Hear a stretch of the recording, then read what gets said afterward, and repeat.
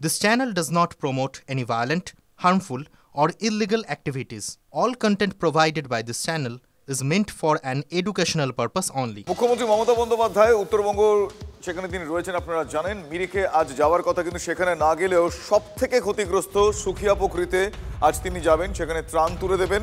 বিপর্যয়ের মৃতদের পরিবারের একজনকে হোমগার্ডের চাকরির নিয়োগপত্র তুলে দেবেন মমতা বন্দ্যোপাধ্যায়। পাহাড়ে ক্ষয়ক্ষতির প্রাথমিক রিপোর্ট মমতা বন্দ্যোপাধ্যায়কে দেবে জিটিএ। 950 কোটি টাকার ক্ষয়ক্ষতির রিপোর্ট মমতা বন্দ্যোপাধ্যায়ের হাতে তুলে দেবেন GTA chief executive Anit Thapa.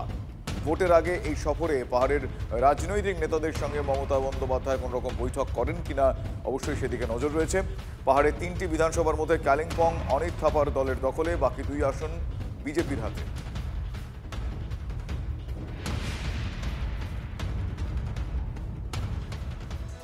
উত্তরবঙ্গের বিপর্যয়ের পর ত্রাণ তহবিল করছে রাজ্য সরকার। উত্তরবঙ্গে প্রাকৃতিক বিপর্যয়ের জেরে প্রচুর মানুষের প্রাণহানি হয়েছে, তাদের ঘরবাড়ি ক্ষতিগ্রস্ত হয়েছে।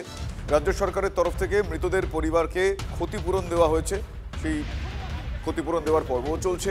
উত্তরবঙ্গে গিয়ে ত্রাণ বিলির পাশাপাশি পরিস্থিতি খতিয়ে দেখছেন মুখ্যমন্ত্রী। ত্রাণ তহবিলে যে কোনো ব্যক্তি নিজের সামর্থ্য অনুযায়ী অর্থ সাহায্য করতে পারবেন, যদিও এই তহবিল শুধুমাত্র উত্তরবঙ্গের বিপর্যয়ের কথা মাথায় রেখে করা হচ্ছে না, এমনটাই প্রশাসনিক সূত্রে খবর। এই তহবিলে জমা পড়া টাকা রাজ্যের যে কোনো প্রান্তের বিপর্যয় মোকাবিলার কাজে ব্যবহার করা হবে। শীঘ্রই ত্রাণ তহবিলে যে ব্যাংক অ্যাকাউন্ট নাম্বার এবং অন্যান্য যা যা গুরুত্বপূর্ণ তথ্য তা প্রকাশ করা হবে বলে সূত্রের খবর।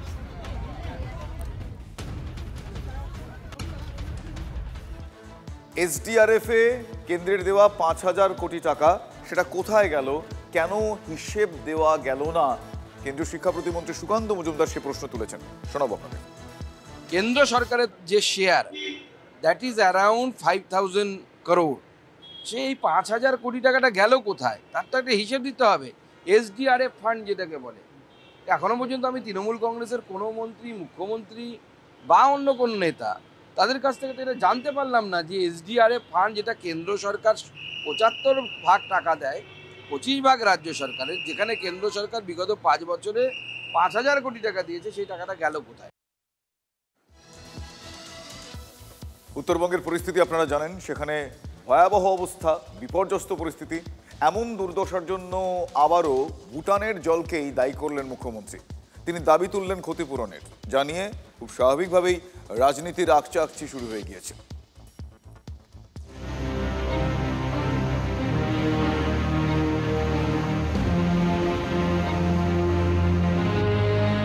এক সপ্তাহ আগে প্রাকৃতিক দুর্যোগের ক্ষত এখনো দগদগে। উত্তরবঙ্গের বিস্তীর্ণ এলাকা জুড়ে তাণ্ডবের ছাপ স্পষ্ট। সব হারিয়ে হাহাকার করছেন দুর্গতরা। মানুষের এই দুর্ভোগকে হাতিয়ার করেই নাগরাকাটার বন্যা বিধ্বস্ত গ্রামে গিয়ে ফের একবার সরাসরি ভুটানের জলকেই দায়ী করলেন মুখ্যমন্ত্রী। প্রকৃতি তো আমাদের হাতে নেই, আর ভুটানের জলে এত বড় ঘটনা ঘটেছে, এই যে ভুটানের জলে এত ক্ষতি হয়েছে, আমরা চাই যে ওরা ক্ষতিপূরণটাও দিক। সবটাই তো আমাদের করতে হয়, ওয়েস্ট বেঙ্গল গভর্নমেন্টকে। না দিল্লি 1 পয়সা দেয়, না কেউ 1 পয়সা দেয়। গত সোমবারও এমনটাই বলেছিলেন মমতা বন্দ্যোপাধ্যায়। উত্তরবঙ্গের বন্যা পরিস্থিতিকে ম্যানমেড বিপর্যয় বলে দাবি করেছিলেন। কলকাতার বৃষ্টিতে যারা মারা গিয়েছিল, আমরা একটা কম্পেনসেশন ডিক্লেয়ার করেছি, কিন্তু পাহাড় একটু আলাদা, পাহাড় একটু কস্টলি। তাই পাহাড়ে বিশেষ করে কালকে যারা বন্যায় মারা গেছে, মানে ম্যানমেড বন্যায়, পরিকল্পিত বন্যায়, জল ছাড়ার জন্য বারবার একই দাবি মুখ্যমন্ত্রীর। প্রত্যাশা মতোই এই ইস্যুতে কটাক্ষ করতে দেরি করেনি বিরোধীরা। মুখ্যমন্ত্রীকে চীনে যেতে হবে, চীন থেকে জল আসছে, তারপর বলে আকাশে যেতে হবে, আকাশ থেকে জলটা, বৃষ্টিটা হচ্ছে, সেই বৃষ্টির জল আসছে, তাতে আমার বিপদ। এবার বৃষ্টির বিরুদ্ধে লড়তে হবে একসাথে, তাই করে শুনে যাবে। বৃষ্টির বিরুদ্ধে লড়তে হবে একসাথে, স্লোগান দিবে বাংলার মুখ্যমন্ত্রী। রাজনৈতিক দড়ি টানাটানি চলবেই, তবে তোরসার জলে ভুটান থেকে বয়ে আসা ডলোমাইটের জেরে সর্বনাশ হওয়া চা বাগানের শ্রমিকদের যেন মাথায় বাজ পড়েছে। এটা ভেঙে গেছে, পুরো ঘর বাড়ি সব খারাপ হয়ে গেছে এখানে, আমাদের এখানে তো নাই, আমরা কি করে থাকবো এখানে। ব্যাপক ক্ষতি হয়েছে আলিপুরদুয়ারের সুভাষিনী চা বাগানে। ভিটে মাটিতে জমেছে পলি, ডলোমাইট। ক্ষতিগ্রস্ত প্রায় 92 হেক্টর চা বাগান। খাবার, পানীয় জলের সংকট। রবিবার উত্তরবঙ্গে পৌঁছেই এই শ্রমিক মহল্লা এসেছিলেন মুখ্যমন্ত্রী, তুলে দিয়েছিলেন ত্রাণ। তবে ভুক্তভোগীদের এখন একটাই আরতি, দ্রুত সারানো হোক বাঁধ, নতুন করে তৈরি করা হোক রাস্তা। আমরা চাইছি যে কি এটা বাঁধটা ঠিক করাইতে, আর এইটা মেন রাস্তা হলো ওইটা রাস্তাটা বাগান আসে তো আমরা সব ভালো আসে, যদি বাগান কিছু হইলে আমরা কোথায় যাব? প্রকৃতির মারে রুজি রুটি হারিয়ে ঘুম উড়েছে, কোথাকার জলে বিপর্যয় ঘটেছে তা নিয়ে নেই মাথা ব্যথা। শ্রমিক মহল্লার এখন চিন্তা খাবার আর জলটুকু নিয়ে। Bureau report, TV9 Bangla. ধসের দোসর তিস্তার ছোবল, তাতেই বিধ্বস্ত কালিম্পং ও সিকিমের লাইফ লাইন 10 নম্বর জাতীয় সড়ক। গতকাল থেকে 4 দিনের জন্য বন্ধ হয়ে গিয়েছে কালিম্পং ও সিকিমের এই লাইফ লাইন। দীপাবলির মুখে দুশ্চিন্তায় শিলিগুড়ির বিধান মার্কেট এবং রেগুলেটেড মার্কেটের ব্যবসায়ীরা। তাদের আশঙ্কা, আলোর উৎসব এবং পর্যটনের মরশুমে জাতীয় সড়ক 4 দিন বন্ধ থাকায় ব্যবসায় কোটি কোটি টাকার লোকসান হবে। 2 দিন আগে 29 মাইল এবং গেইল খোলার মাঝে একাধিক জায়গায় ধস নামে, যার মধ্যে 29 মাইলের অবস্থা বিপজ্জনক। সেখানে পাহাড় কেটে রাস্তা সম্প্রসারণ করার পরিকল্পনা নিয়েছে NHIDCL। এজন্য 4 দিন এই রাস্তায় যান চলাচল বন্ধ রাখার সিদ্ধান্ত নেওয়া হয়েছে, ফলে ব্যবসায়ীদের মাথায় হাত। 3 মাস পেরিয়ে গিয়েছে, খোলা আকাশের নিচেই দিন কাটাতে হচ্ছে শবর পরিবারের। 15 জুলাই বৃষ্টিতে মাটির বাড়ি ভেঙে মৃত্যু হয় শবর পরিবারের 3 জনের। তবে প্রশাসনের বাড়ি তৈরির আশ্বাস কাগজে কলমেই থেকে গিয়েছে, বাস্তবায়ন ঘটেনি। প্লাস্টিকের ছাউনিতেই ঠাঁই।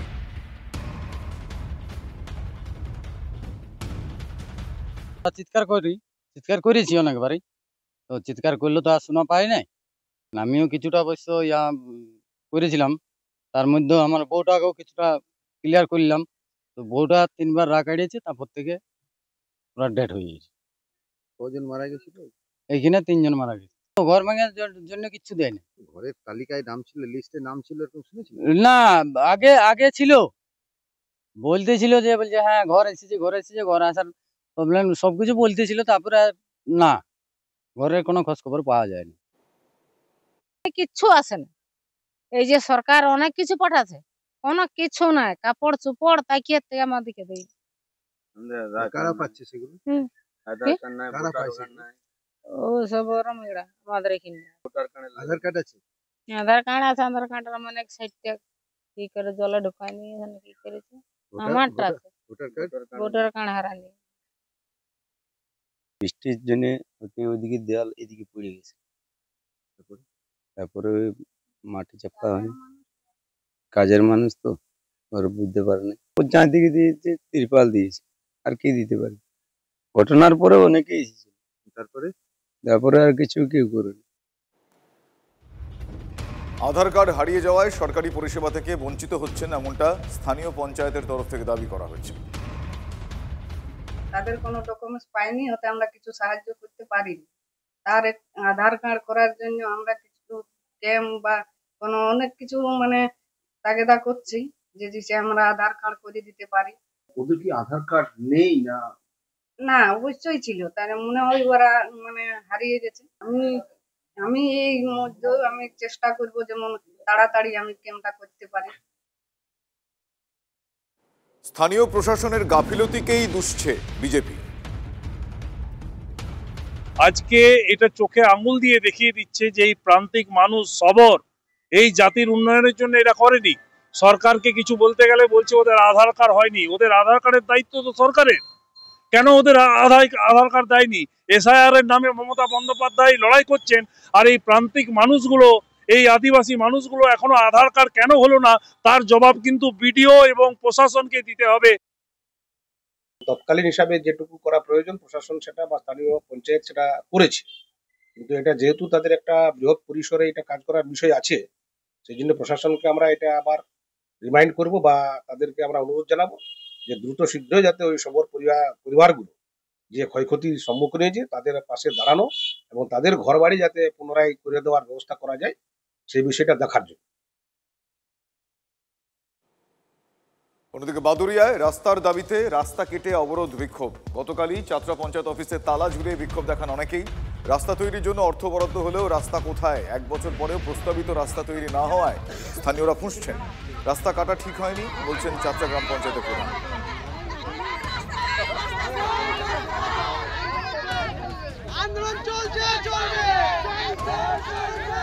মানে প্রতি বছরই তো এই রাস্তায় এরকমই অবস্থা। ছেলেপেলের স্কুল যেতে খুবই অসুবিধা হয়, নিজেদেরও যেতে অসুবিধা হয়। একটা পেশেন্ট যে মানে অসুস্থ থাকে তারও যেতে অসুবিধা হয়, প্রেগনেন্ট মানুষ তাদেরও যেতে খুব অসুবিধা হয় এই রাস্তা দিয়ে। আমরা রাস্তা কেটে দিয়েছি যাতে আমাদের রাস্তাটা তাড়াতাড়ি হয়। কেন? আমাদের রাস্তা হচ্ছে না দীর্ঘ 15 বছর ধরে। এবারে ওই পাপিলার থেকে আমাদের মোড় পর্যন্ত রাস্তা স্যাংশন হয়েছে, ওইটুকু হয়ে এই পর্যন্ত বাদ গিয়েছে, সেটা আগুলো কোথায় গিয়েছে আমরা সেটুকু জানতে চাই। শুধু রাস্তা হওয়ার মানে কিছু তো রাস্তা হয়েছে, আর আমাদের এখান থেকে ওই ধরুন 1 কিলোমিটার পর্যন্ত কোনো রাস্তা হয়নি আদেও। এবার এটা হওয়ার কথা ছিল, আগের বছরে স্যাংশন হয়েছিল, ঠিক আছে, মোট ছিল 27 লাখ কি 28 লাখ সামথিং এরকম ছিল, কিন্তু বাকি টাকাটা আত্মসাৎ করা হয়েছে, তার জন্য আমরা রাস্তা কেটেছি। রাস্তা কাটাটা নিঃসন্দেহে ঠিক কাজ না। আমরা মানুষের অভাব অভিযোগ সমস্যা সমাধানের জন্য আমরা পঞ্চায়েত, ব্লক, জেলার সমস্ত স্তরটা বসে আছে। আমরা নিশ্চিত সামনের দিনে খুব দ্রুততার সঙ্গে এই রাস্তা আমরা ঠিক করে দিতাম এবং ঠিক করেও দেবো, কিন্তু আইন আমরা কখনোই চাই না কোনো মানুষ আইন নিজের হাতে তুলে নিক।